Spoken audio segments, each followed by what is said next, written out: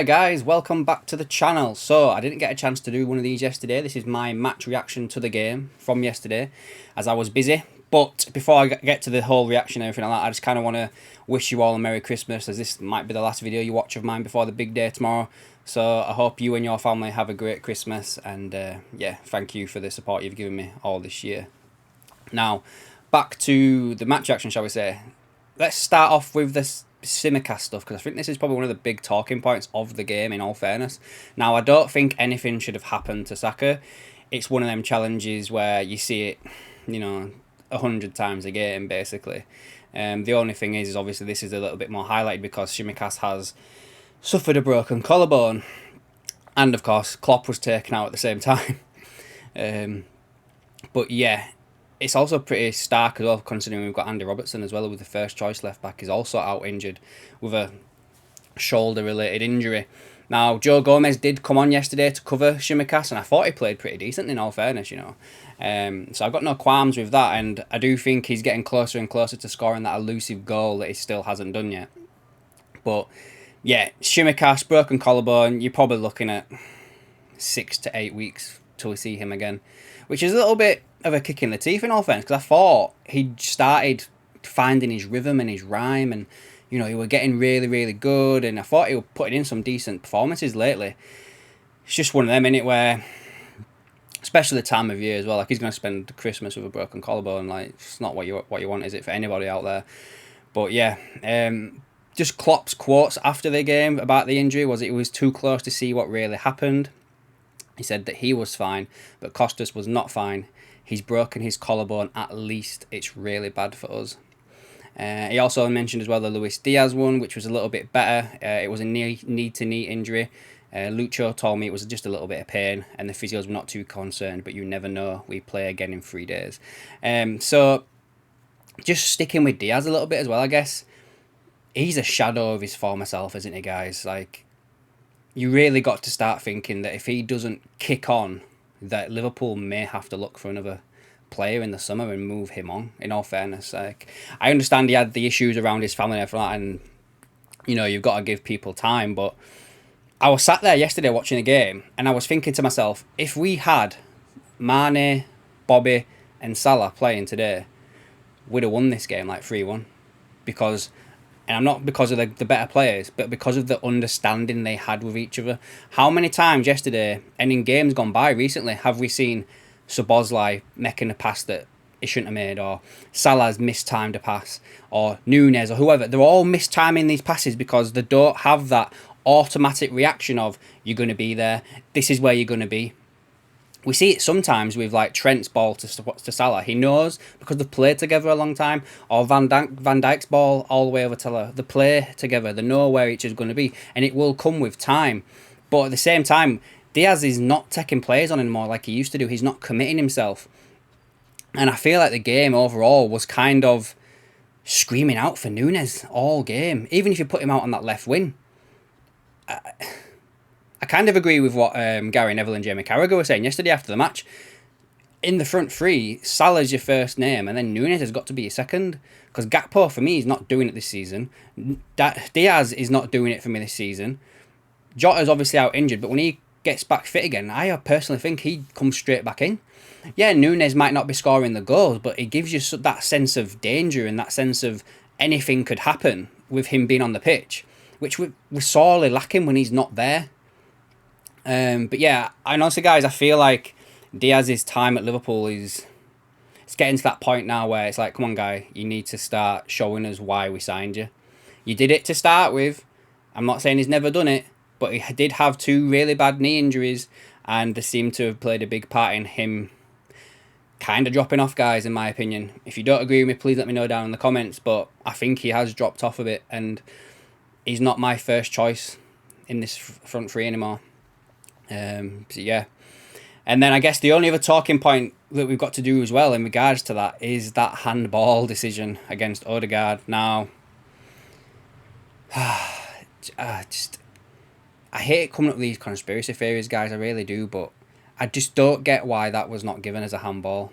I understand he was slipping, but when a player slips and techs someone out as like a foul, it's still given as a foul, even though the player's slipping. So say, for instance, in that situation, if Odegaard had slipped and took the player out who was going, Salah was it? I think it was Salah, going past him, it would have been a penalty for a foul. But because he slipped and his hands basically pulled the ball to him, it's not handball. They need to start making these rules more just clear cut. There's too many loopholes. There's too many, like, I don't even know what the word is. You know, like, handball is this, but point A, point B, point C. Do you know what I mean? So like it's handball because the player touched it with his hand. Simple as like, obviously there's going to be some things there where you can't do it, but even Theo Walcott's come out and said if he's on the opposite team, he wants that as a penalty for him. I think even Robbie at Arsenal Fan TV, he was interviewed by one of the Liverpool fan channels yesterday. Even he said from where he was sat in the stands and having seen it played back, that Arsenal got away with one yesterday with that. So Klopp's comments on the handball, guys, everywhere was I think we all agree it was a handball. I will always wait until Mr. Dermot Gallagher explains to me the next day on TV what's really the case. And he'll find a way to explain to me that it wasn't really a handball, but for me, it was a clear handball. So yeah, I'm kind of waiting for that to come out tomorrow, in all fairness. But, oh my days. If that had been given, we win that game, I think, yesterday, which we could have done with doing, in all fairness. We're currently a point behind Arsenal now, aren't we, at the top of the league. We've got a better goal difference than them. I think our next game's against Burnley on Boxing Day. But yeah, in fact as well, I think I'm being a bit remiss here. I think I need to touch on a few players that played really well yesterday. Van Dijk's kept his form going, that I think he's turned that corner again. Or is it the midfield structure's a little bit more balanced than it was last year, shall we say? That could potentially be a little bit of thing going on there. Endo yesterday. I think Endo in these last two games has shown that he could become sort of a cult hero at Liverpool. He's done really, really well for me. He's proper just impressed me this past month, especially the last two games. And then as well yesterday, Konate. I thought he was Liverpool's best player in defensive parts. How many last-ditch challenges did he make, or just tackles in general? Reading of the game, so impressive for me was Konate yesterday. Them three players in the triangle of Van Dijk, Konate and Endo kept us in that match. When I first saw the midfield three of Endo, Jones and Szoboszlai, I honestly thought we were going to get overrun. But nah, Jones stepped up again, which I think is really good, keeping that consistency going, which I asked for after the game where he scored 2 goals. I asked for a bit of consistency from him, and he showed it in this game. You got to think it's probably going to be the same midfield three that start against Burnley on Boxing Day, unless you rest one of them, because, Szoboszlai's played a fair bit of game time this year, and you don't want to run him ragged in his first year in the Premier League, especially when he's not used to playing over this time of year. His body's used to having a little bit of a rest. So maybe you take Szoboszlai out, leave Endo, Jones and Gravenberch, put him in, potentially. I think as well yesterday, the one thing that I didn't like as well towards the end of the game was where Klopp changed the formation and put Elliott out on the wing with Salah in the middle and Darwin out on the other wing. For me, it was screaming out for Darwin to go down the middle and to keep Salah outside, because Salah had Zinchenko on toast all game. And as soon as he went into the middle, Salah became like an invisible player, didn't really do much at all. So I think Klopp got that wrong there, and he should have probably turned that round a little bit quicker than he potentially did do. But yeah, guys, move on to the next one. It was a really good game. I feel like both teams tried really hard. Probably two of the best teams in the league right now, even though City probably licking the lips because everybody slipped up over the weekend for them to let them back in on this title race. So yeah, we've got Burnley on Boxing Day. Hope we get the victory there. Who's Arsenal playing? Let's have a quick look. Let's have a look.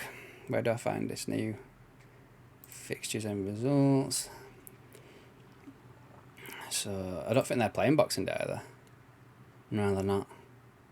So we've got Burnley, Villa's got Man United, City's got Everton, Arsenal play West Ham on the 28th. So that could be a good game in all fairness. And I don't think we play again, do we, then, until New Year's Day. Arsenal play Fulham, that's their game after that, and then we play Newcastle New Year's Day. So yeah, these next few games, guys, are going to be pretty serious for Liverpool and their title aspirations this season. So Anyway, guys, let me know down in the comments down below what you think of yesterday's game. And like I said earlier on, Merry Christmas to you all, and I'll catch you in the next one.